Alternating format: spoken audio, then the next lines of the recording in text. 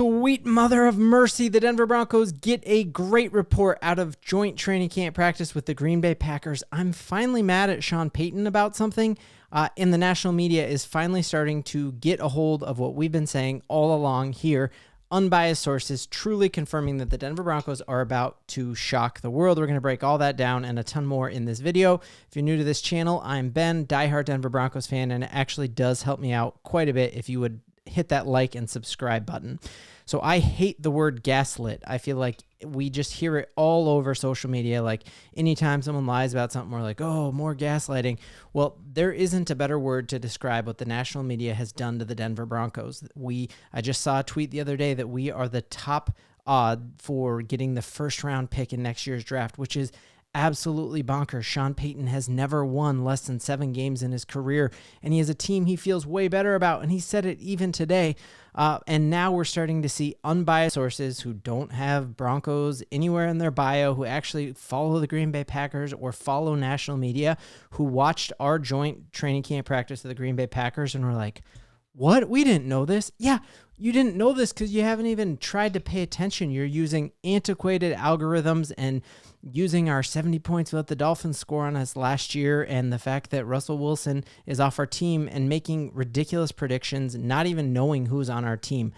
Most of the nation doesn't know that Josh Reynolds is on our team. Like, there's so much they don't know. And so we're seeing there've been a time in Broncos country where teams would come into joint training camp practice and absolutely blow our doors off. I remember 2 years ago texting my brother-in-law and being like, we're in big trouble because all the reports out of the training camp practice with the San Francisco 49ers was that they came in, they had a different level of physicality. They looked way bigger than us. They actually were aggressive. You had Saleh just like hyping people up, and it played out, and we were garbage that year. And then even last year against the joint practice against the Rams, they blew our doors off again, and things could not have been flipped more opposite than that with this year against the Green Bay Packers. And it's not like we had joint training camp practice against the Panthers or a garbage team.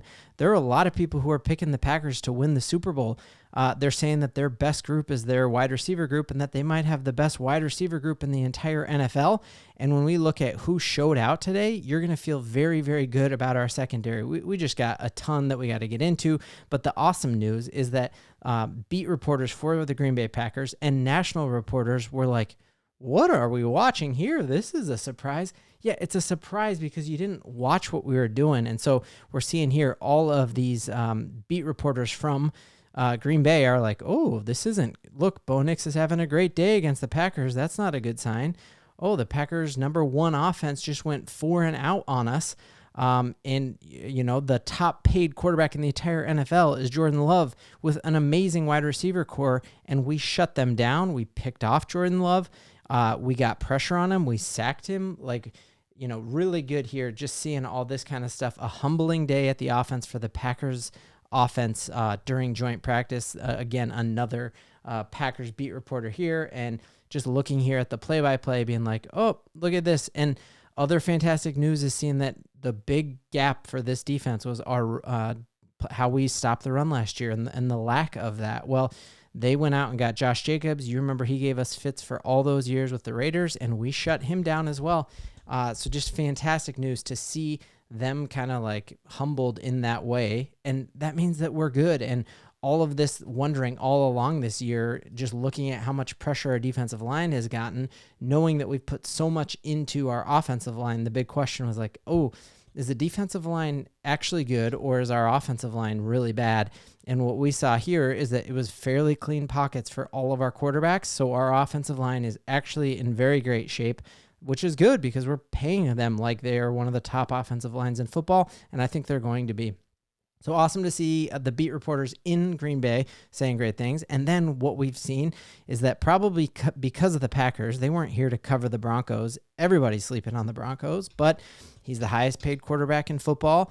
They're picking them to win the NFC North, especially with J.J. McCarthy going down, all the injuries that are happening in Minnesota. They are really the odds-on favorite, them and the Lions, to win the North. And so you have all these beat reporters across the country, Dianna Russini, Chase Daniels, all of them are in town to watch this, multiple others as well. And look at this, Dianna Russini, loving what she's doing on this podcast. I would say she's been a Bo-Liever as well and has given some good credit to our offense. And look at what she comes out and says, yeah, Bo Nix is a stud. Who else has been saying that? All of us who are actually watching everything and seeing that Sean Payton didn't luck into him, that Sean Payton wanted Bo Nix all along, and hearing that, hey, don't be surprised, he's going to be the week 1 starter.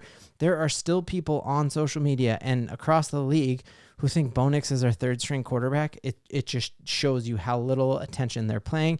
Then we look here, Chase Daniel, former quarterback in the NFL, talks about how amazing Bo Nix is in the pocket. And seeing here, like, that is the biggest differentiator between him and Russell Wilson. Not dogging Wilson, but Bo Nix's pocket presence is elite already.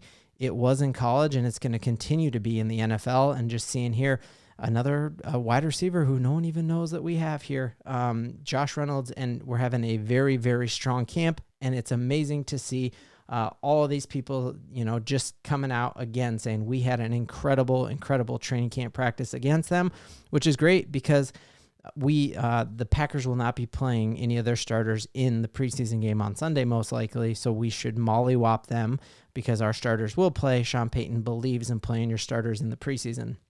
But just looking at this, there were 5 2-minute series that they used to end the practice, and we won all 3 of them with 4th down stands and even an interception. So you're given the best quarterback, and I put that in parentheses or in quotes, the best quarterback in the league. You're giving him 4 downs against us, and we stop them. Like, that is incredible. And then just looking here, Bo Nix stepped up, and he's just continues to drop dimes and show just elite pocket presence and awareness here that you can't help but be excited because this was a team that was really look at that, across the middle, using the middle of the field right that we just haven't seen that in so long.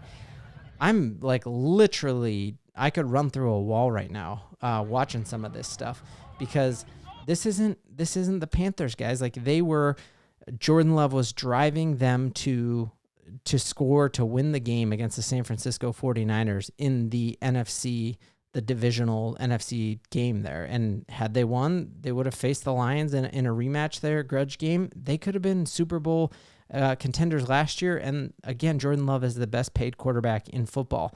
And we, again, not just Broncos homers who are saying this, we dominated this joint practice. Here's the interception that Love threw. Again, the exciting part here is how much we have beefed up our defensive line. And I think one of the studs who people are going to be like, I've never heard that name before. We've heard him. Vance Joseph has been talking about him all along, is Nick Benito, watching his bend here to hit Jordan Love, which almost started a little training camp fight here. He throws the interception there, intercepted by Josie, Alex Singleton, which is fantastic news. Just seeing that we've got a plethora of guys on the edge with now a solidified interior defensive line there. And now obviously all the pro Broncos people are coming out and reiterating, and now it doesn't sound crazy because the national media has jumped on that as well. But our secondary was smothering against the best wide receiver core in football. I just saw on an ESPN, they did the rankings and they ranked the Packers as having the best wide receiver core, and we shut them down. We smothered it.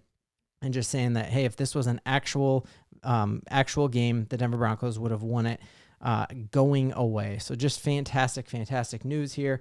And seeing that Bo Nix is not shying away from there've been some talk here that maybe Pat Surtain isn't the best corner in football, that some have said that it's Zaire Alexander, which I think is ridiculous. And looking at Bo Nix going and throwing at Alexander here, just amazing here, watching that pocket presence, a little pump fake to get eyes off and finding Cortland there for a touchdown.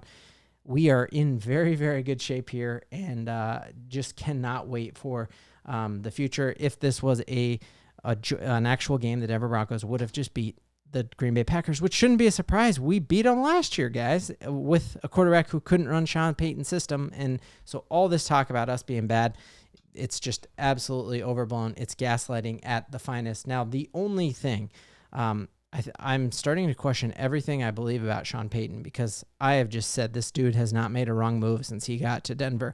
Well, he went on and did a YouTube short with Kay Adams. It was very, very entertaining. He's a big fan of the TV show The Bear because he's from Chicago, and in that show, there's a lot of swearing, so don't watch it if you have kids, if they're in the room. They always refer to each other as chef, because it's a bunch of chefs. And so she asked him a bunch of questions, including, you've never lost more than, or never won less than 7 games. Does that streak continue this year? He says, yes, chef.